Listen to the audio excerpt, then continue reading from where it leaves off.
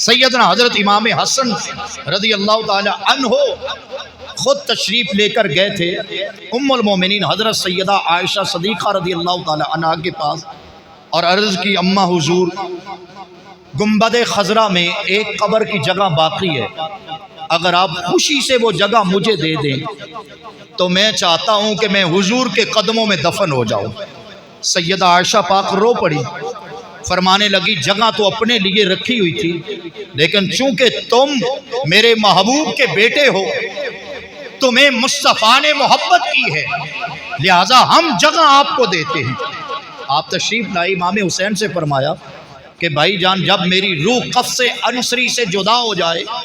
تو اس کے بعد پھر تم سیدہ عائشہ کے پاس جانا، اگر وہ خوشی سے اجازت دے دے تو میری قبر گنبد خضرا میں بن جائے،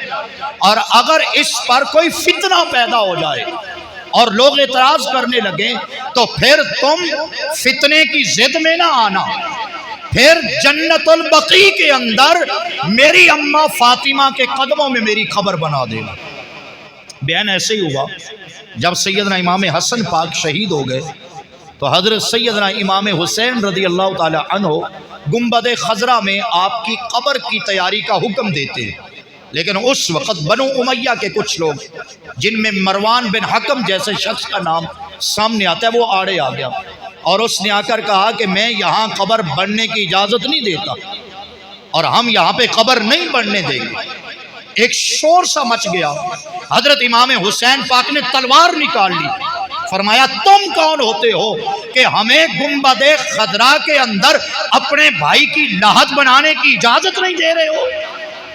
تو اس وقت حضرت ابو ہریرہ رضی اللہ تعالیٰ عنہ جو صحابہ میں صوفی صحابی ہے وہ آگے آئے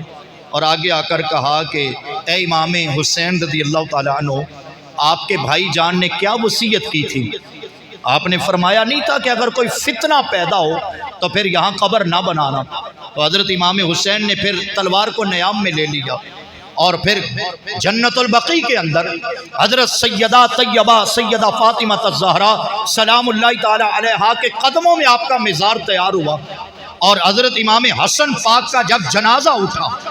مدینہ کی تاریخ اس پر شاہد ہے۔ آج تو کچھ لوگ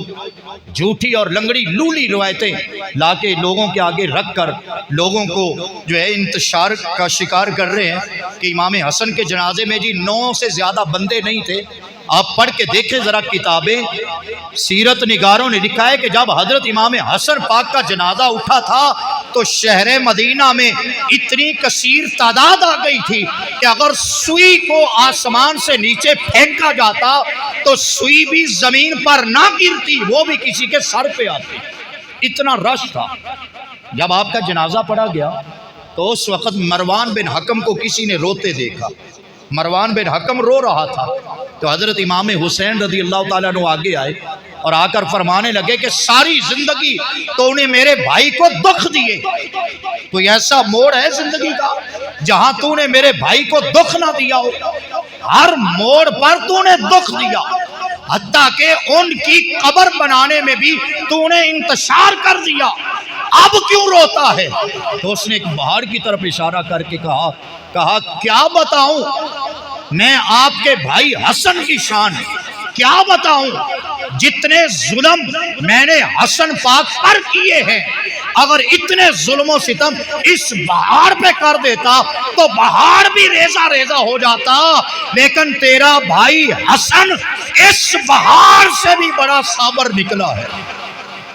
اتنے بڑے تھے سیدنا امام حسن۔ بس خلاصہ یہ ہے کہ سیدنا حضرت امام حسن کے مبارک دور میں امت سے صلح کا تقاضا تھا، تو امام حسن نے صلح کر کے حضور کی امت کو فتنوں سے بچا لیا، اور امام حسین کے دور میں تلوار تقاضا کر رہی تھی تو امام حسین نے تلوار نکال کر حضور صلی اللہ علیہ وسلم کے دین کو بچا لیا ہے۔ کائنات کے اندر یہ وہ شہزادے ہیں جنہوں نے اپنی جان تو قربان کر دی ہے پر محمد عربی کے دین پر کوئی نقطہ آنے نہیں دیا۔ اللہ تعالی ہمیں حضور صلی اللہ علیہ وسلم کی آل و اصحاب کا حیا اور ان کا ادب نصیب فرمائے۔